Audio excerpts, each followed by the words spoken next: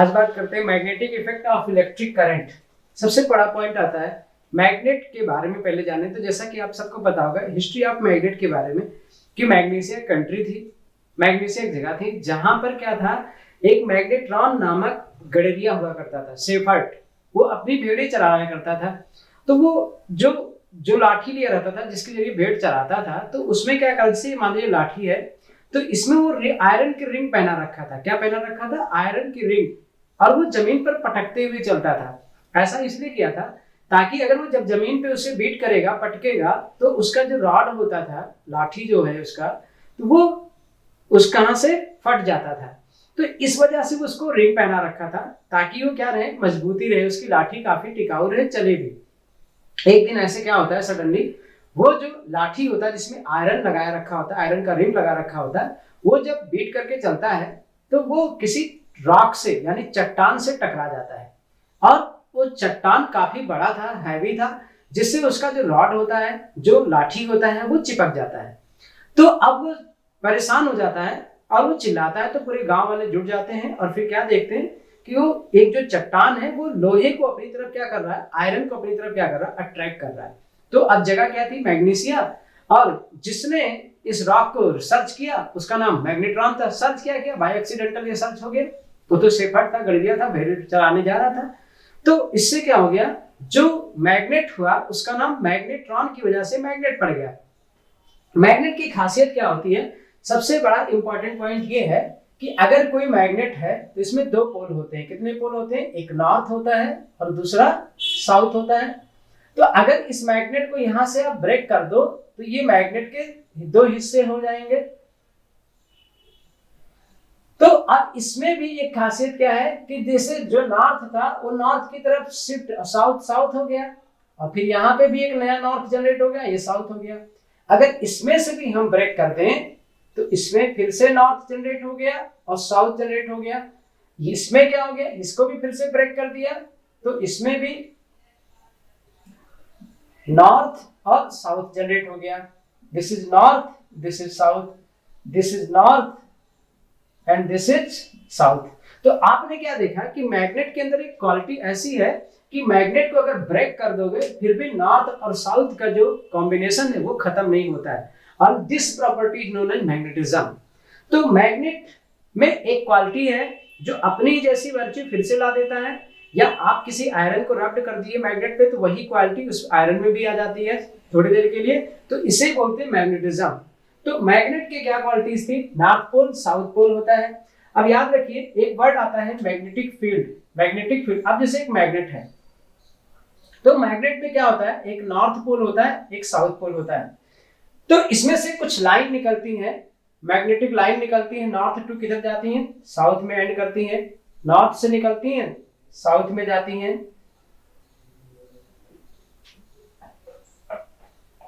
North से निकलेगी, south में क्या करती है, एंटर करेगी।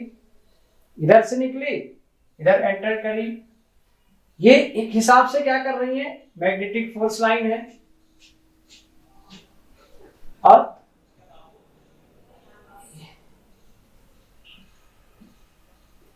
यहां पे तो अब आपने क्या देखा कि जो मैग्नेट है इसके अराउंड में यहां से कुछ लाइन निकल रही है, और जो कैसे जा रही है, नॉर्थ से निकल रही है, साउथ में जा रही है। यानी नॉर्थ से निकल रही है, साउथ में जा रही है, यानी इधर आ रही है तो यानी ऐसे निकल रही है।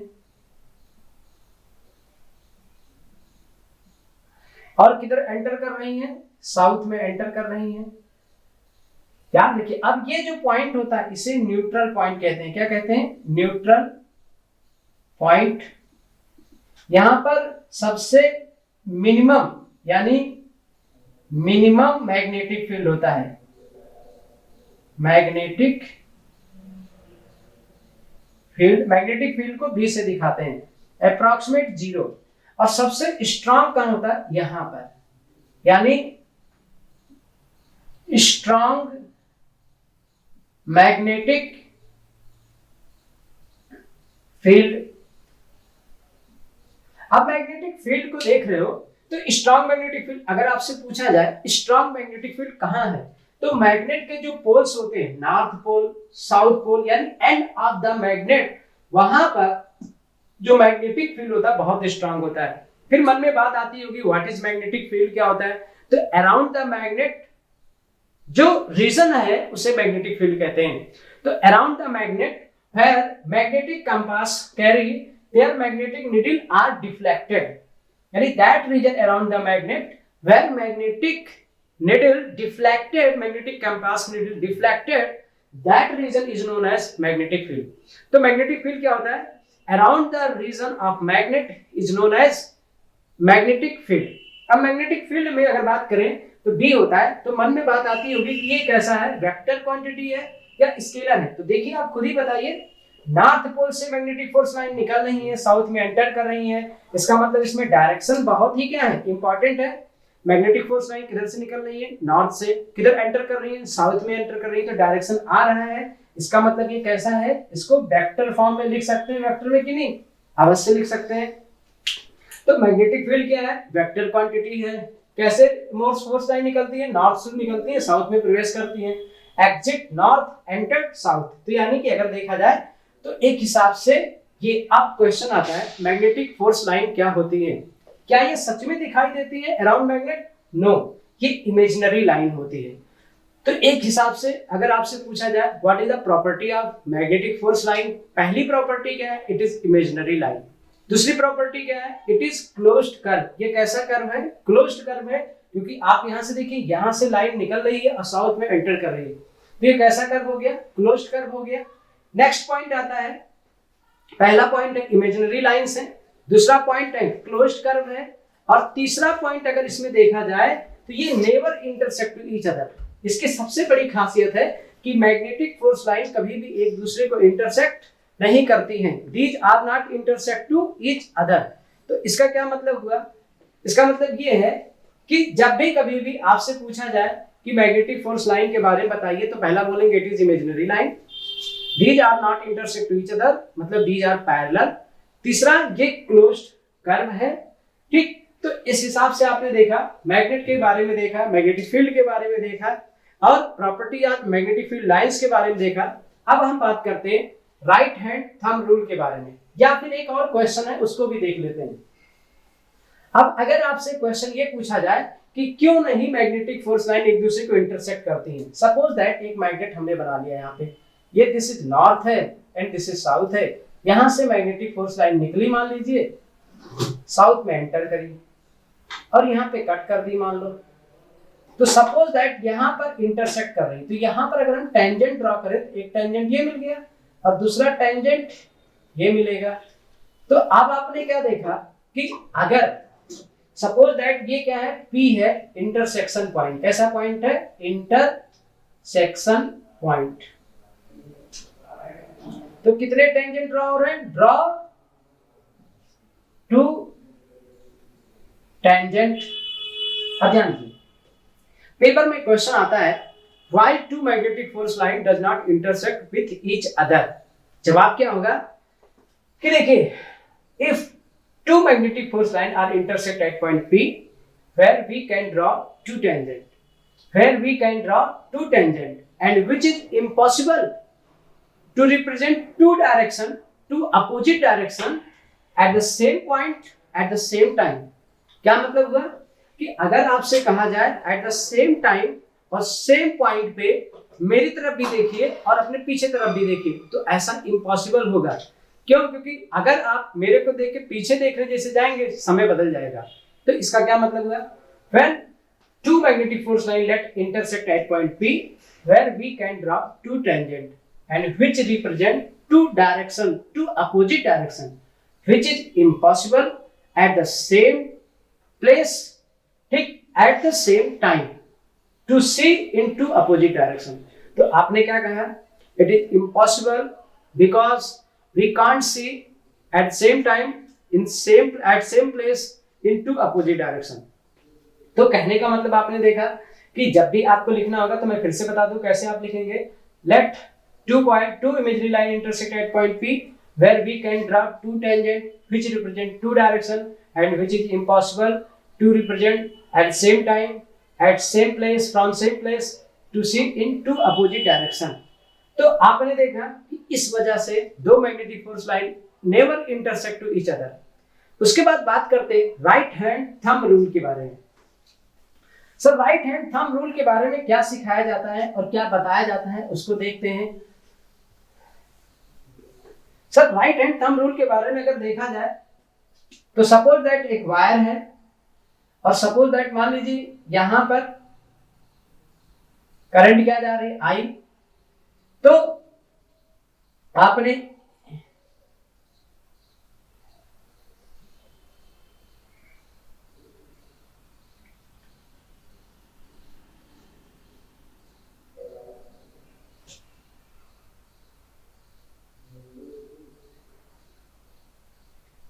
या हम लोग उल्टा बनाए थोड़ा सा तो ज्यादा सही रहेगा।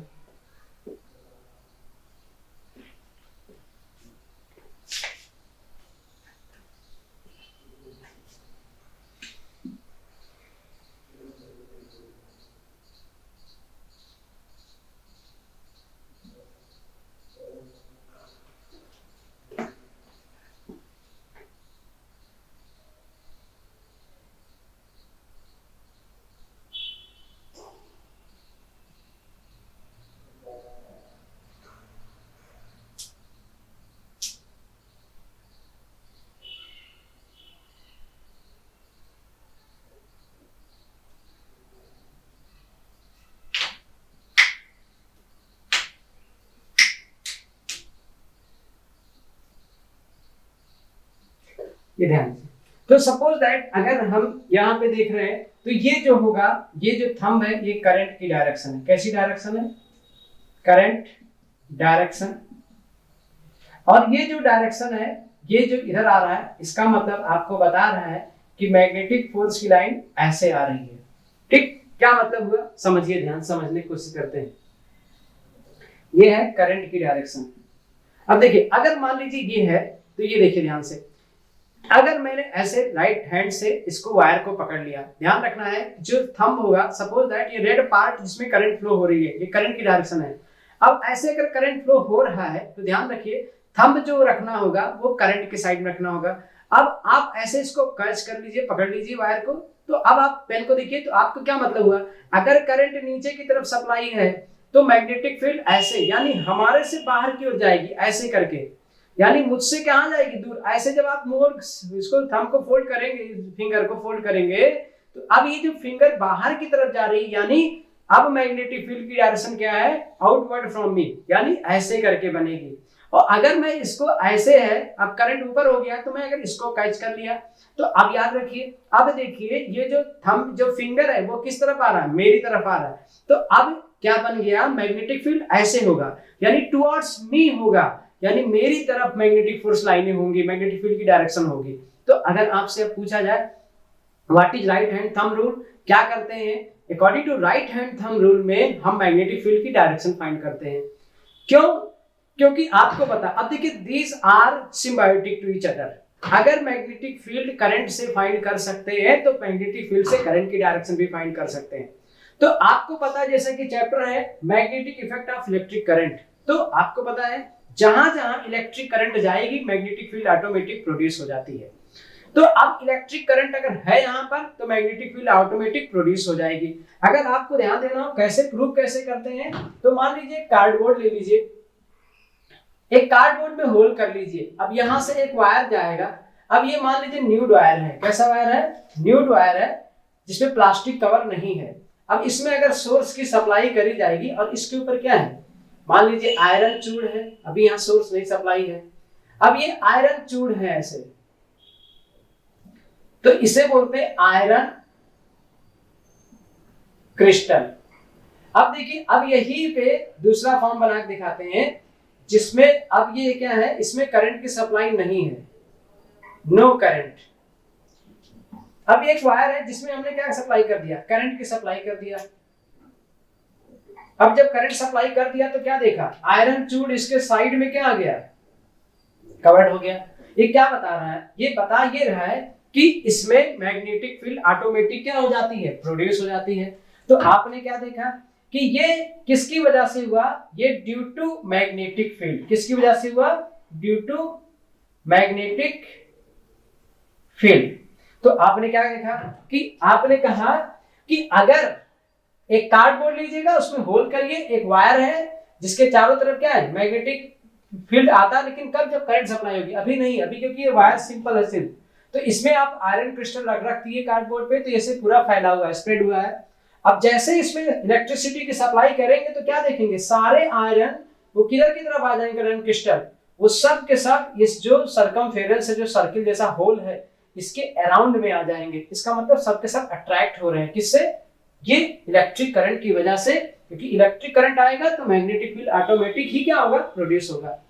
तो राइट हैंड थंब रूल में क्या सीखा आपने, we find magnetic field direction. अब देखिए ध्यान से, अगर तार करंट क्या सप्लाई नीचे की तरफ है, वर्टिकल वायर रखा है, अगर वायर का जो करंट है वो नीचे की तरफ करंट सप्लाई है, तो थंब आप करंट की डायरेक्शन में रखेंगे। अब ये जो फिंगर है, फोल्डिंग फिंगर की डायरेक्शन जो होगी वही मैग्नेटिक फील्ड की डायरेक्शन होगी।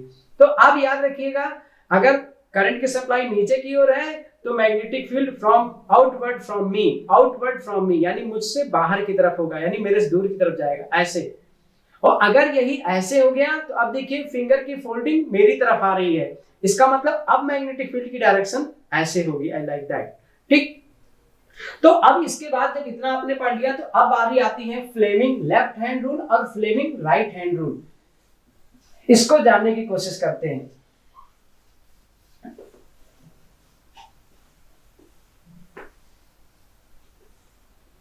अब देखिए, तो अब बात आती है फ्लेमिंग लेफ्ट हैंड रूल क्या है, फ्लेमिंग राइट हैंड रूल क्या है। तो अब अगर देखा जाए फ्लेमिंग के लेफ्ट हैंड रूल के अनुसार अगर देखें, ठीक,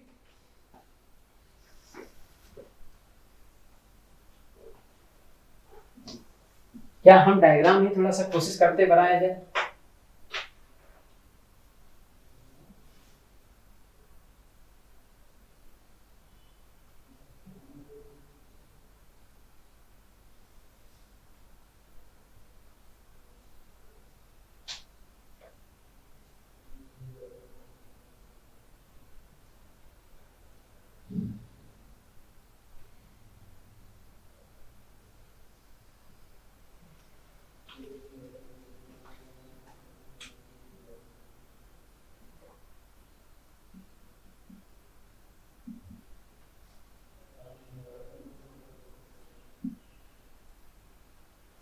ठीक, अब देखिए, तो अब इसको बोलते हैं थंब, इसको इंडेक्स फिंगर,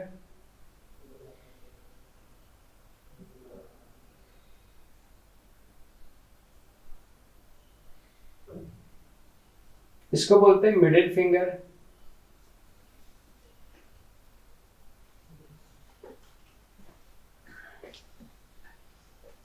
ठीक।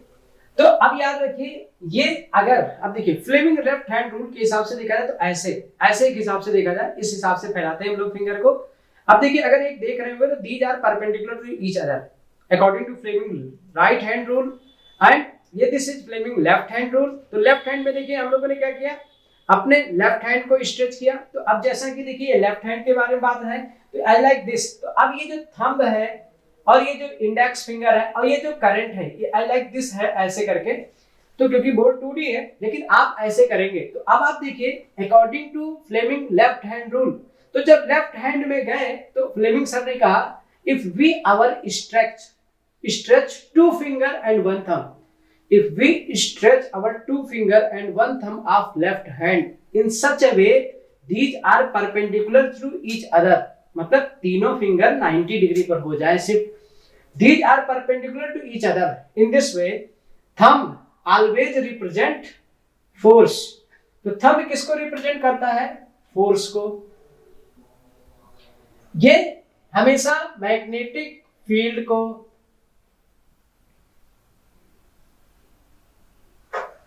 FILD मैग्नेटिक फील्ड, और ये करंट को, ठीक। तो अब याद रखिए, तो अब कुल मिला के आपको याद रखना है, चाहे वो राइट हैंड हो चाहे वो लेफ्ट हैंड हो। तो अकॉर्डिंग टू, फिर समझिएगा, according to Fleming left hand rule, if we stretch our two finger and one thumb in such a way that these are perpendicular to each other, कि वे सब perpendicular हो एक दूसरे के। तो in this way thumb represent force, index finger always represent magnetic field and middle finger represent current direction। तो कुल मिला के आपने कहा कि याद रखिएगा चाहे लेफ्ट हो चाहे राइट हो, मैग्नेट इंडेक्स फिंगर हमेशा मैग्नेटिक फील्ड रिप्रेजेंट करता है और मिडिल फिंगर इलेक्ट्रिक करंट को। तो थंब यहाँ पे फोर्स, और राइट हैंड रूल जब आ जाता है तो राइट हैंड रूल में थंब किसको रिप्रेजेंट करेगा? तो अगर देखा जाए राइट हैंड रूल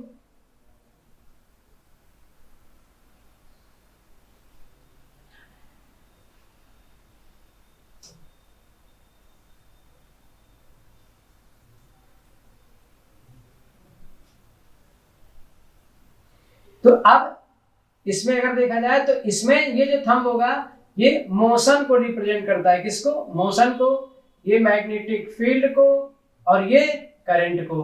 तो आपने देखा right hand and left hand, तो आप चाहे राइट हैंड की बात करो चाहे लेफ्ट हैंड की बात करो, हमेशा इंडेक्स और मिडिल फिंगर हमेशा क्या करेंगे? ये करंट को और ये मैग्नेटिक फील्ड को रिप्रेजेंट करेगा। लेफ्ट हैंड में थंब फोर्स को और ये मोशन को रिप्रेजेंट करता है। तो अब देखिए फ्लेमिंग लेफ्ट हैंड रूल ने क्या बताया गया? According to Fleming left hand rule, if we stretch two finger one thumb in such a way they are perpendicular to each other, index finger always represent magnetic field, middle finger always represent current, but according to left hand rule this represent thumb force. According to right hand rule, if we stretch our three fingers through two fingers in such a way they are perpendicular to each other, and thumb, these are also perpendicular to each other, they are also perpendicular to each other. If we stretch our two finger one thumb in such a way they are perpendicular to each other, in this way middle finger represent current direction, index finger represent magnetic field and thumb represent motion। समझ आ गया? तो इस हिसाब से अब ये motion किसका होता है? तो कॉइल है, अभी आगे पढ़ेंगे मोटर ये सब में, उसमें आता है उपयोग। फिर बात आती है, आपने देखा Fleming left hand rule, Fleming right hand rule, फिर आता है बात इलेक्ट्रिक मोटर की। तो इलेक्ट्रिक मोटर क्या होता है? जैसा कि आपको पता है कि नाम ही है इलेक्ट्रिक मोटर। तो इलेक्ट्रिक मोटर करता क्या है कि आपको ये सब अगले पार्ट में हम लोग बड़े वीडियो में पढ़ेंगे इसको, इलेक्ट्रिक मोटर का फंक्शन, वर्किंग डायग्राम, ये सब। तो इलेक्ट्रिक मोटर क्या करता है? इलेक्ट्रिक एनर्जी को मैकेनिकल एनर्जी में कन्वर्ट कर देता है। उसके बाद जैसे डायनमो है, डायनमो क्या करता है कि डायनमो मैकेनिकल एनर्जी को इलेक्ट्रिक एनर्जी में कन्वर्ट कर देता है। जनरेटर हो गया, ये मैकेनिकल एनर्जी को इलेक्ट्रिक एनर्जी में कन्वर्ट कर देता है। उसके बाद आता है गैल्वेनोमीटर हो गया। उसके बाद मैग्नेटिक लाइंस के बारे में आपने देखा। बार मैग्नेट क्या होता है? जो मैग्नेट हम लोग पढ़ रहे थे वही मैग्नेट हमारा क्या है? बार मैग्नेट है। ये है बार मैग्नेट। कैसे निकलेगा? नॉर्थ से साउथ की तरफ मैग्नेटिक फोर्स लाइन जाएंगी, और याद रखना ये सब मैग्नेटिक फोर्स लाइन कैसी होती है? पैरेलल टू ईच अदर, और कैसा कर्व बनाती है? क्लोज्ड कर्व बनाती है। उसके बाद यूनिफॉर्म मैग्नेटिक फील्ड के बारे में आपसे पूछा जाए कि यूनिफॉर्म मैग्नेटिक फील्ड क्या होता है, तो आप ऐसे जो फील्ड बनाएंगे उसे कहते हैं यूनिफॉर्म मैग्नेटिक फील्ड। तो अगर आपसे कहा जाए यूनिफॉर्म मैग्नेटिक फील्ड बनाइए, तो आप ऐसे यूनिफॉर्म मैग्नेटिक फील्ड बना सकते हैं। यूनिफॉर्म का मतलब जिसमें मैग्नेट फील्ड सही से दिखाई जाए रेगुलरली वे पे। उसके बाद आता है magnetic line due to current carrying loop. अगर बात करें तो करंट कैरिंग लूप में अगर बात किया जाएगा तो कैसा स्ट्रक्चर बनेगा? तो करंट कैरिंग लूप को अगर देखना है आपको तो इसको पहले साफ कर देते हैं, फिर देखते हैं करंट कैरिंग लूप।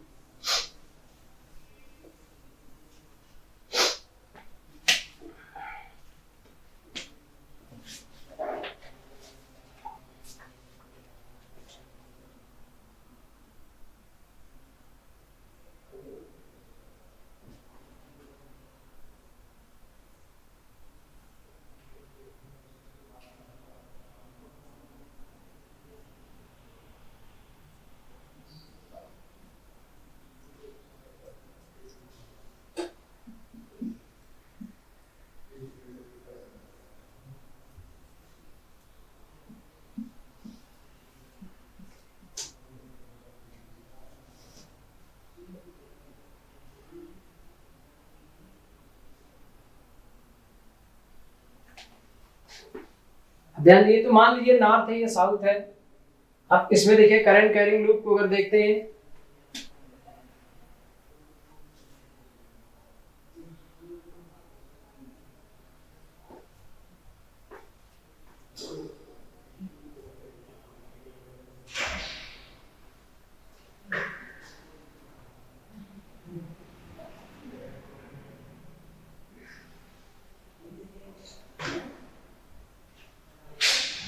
ये आ गया करंट कैरिंग लूप का डायग्राम। अगर आपसे पूछता है करंट कैरिंग लूप डायग्राम बनाए तो आप ऐसे डायग्राम बना सकते हैं।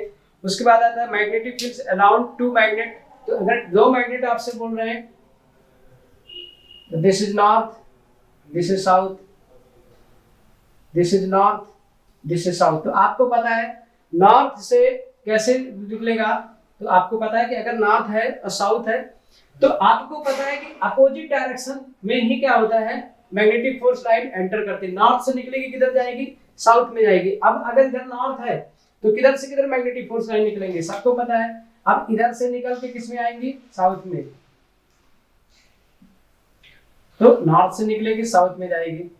तो अगर दो मैग्नेट हैं तो मैग्नेटिक फोर्स लाइन आपको डिफाइन करना होगा, तो आप डिफाइन कर सकते हैं। मैग्नेटिक फील्ड सोलेनॉइड की बात करें तो अब देखिए करना क्या होता है, जैसे सोलेनॉइड है तो कार्डबोर्ड ले लीजिए, उसको सिलेंड्रिकल शेप में ले लीजिए और उस पे कॉपर वायर को क्या कर दीजिए, रैप्ड कर दीजिए। उसके बाद इसमें से क्या करिए, इलेक्ट्रिसिटी का फ्लो करा दीजिए। यानी अगर इसको देखा जाए सोलेनॉइड क्या होता है, ये सिलेंड्रिकल वायर है, इसके ऊपर हमने क्या किया, एक कॉपर वायर लगा दिया।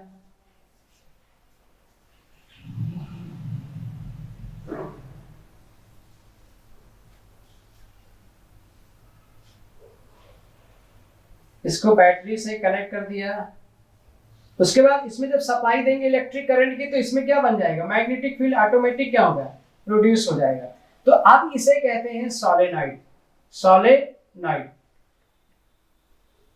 तो सोलेनॉइड क्या होता है, सोलेनॉइड का मतलब हो गया अगर कोई भी कार्डबोर्ड लीजिए, इसको सिलेंड्रिकल शेप में कन्वर्ट करके इसके कॉपर वायर रैप्ड कर दीजिए और फिर इसको इलेक्ट्रिक सोर्स से सप्लाई दे दीजिए। तो अब जैसे इलेक्ट्रिक करंट इसमें फ्लो होगी, इसमें मैग्नेटिक, इसमें ऑटोमेटिक ही मैग्नेटिक फील्ड जनरेट हो जाएगी और करंट की सप्लाई देते ही, और ये कहलाएगा आपका सोलेनॉइड। सोलेनॉइड की बात करें तो याद रखिए यहाँ पर इसके अंदर सभी जगहों पे मैग्नेटिक फील्ड क्या होती है, सेम होती है। नेक्स्ट, तो आपने इस हिसाब से देख लिया कि क्या होता है मैग्नेट, क्या होता है मैग्नेटिक फील्ड, क्या होता है बार मैग्नेट, कैसे कन्वर्ट करते हैं, ठीक है। कब इफेक्ट आता है, कैसे, जैसे इलेक्ट्रिक करंट सप्लाई करेंगे मैग्नेटिक इफेक्ट आ जाएगा। हाउ टू प्रूव या how to say that electric current follows magnetic field, magnetic field follows electric current, कैसे पता करेंगे, तो हमने कार्डबोर्ड लिया था, आपको बताया था कि अगर वायर में सप्लाई करते हैं तो जितने भी आयरन क्रिस्टल थे वो करंट के थ्रू क्या हो जाते थे, सब अराउंड में आ जाते थे। तो इस प्रकार से आपने देखा, इसमें राइट हैंड थंब रूल पढ़ा, उसके बाद फ्लेमिंग लेफ्ट हैंड रूल पढ़ा, फ्लेमिंग राइट हैंड रूल पढ़ा। तो कुल मिला के ये चैप्टर को हम लोग यहीं पे फिनिश करते हैं। That's all for the day.